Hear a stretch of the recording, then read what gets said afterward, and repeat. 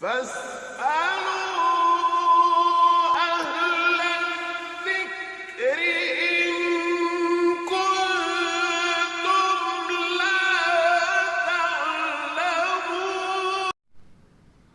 دیکھیے، رمضان کا مقدس مہینہ جو عنقریب شروع ہونے والا ہے، اس مہینے کو قرآن کریم کے ساتھ ایک خاص مناسبت ہے۔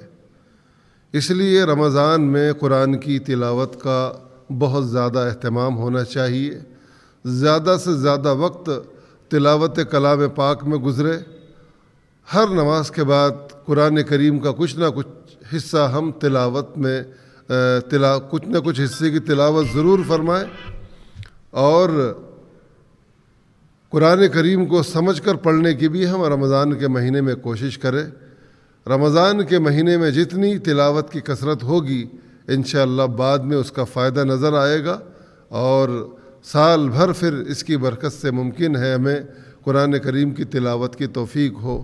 اسی طریقے سے رمضان میں تراویح کے اندر قرآن کریم کو بڑے اہتمام کے ساتھ ہم سننے کی کوشش کریں۔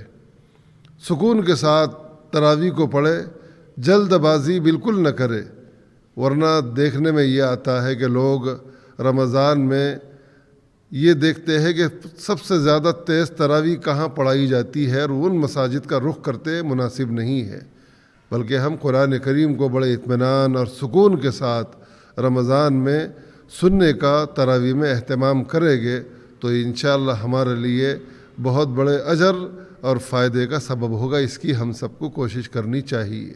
اللہ ہمیں عمل کی توفیق عطا فرمائے۔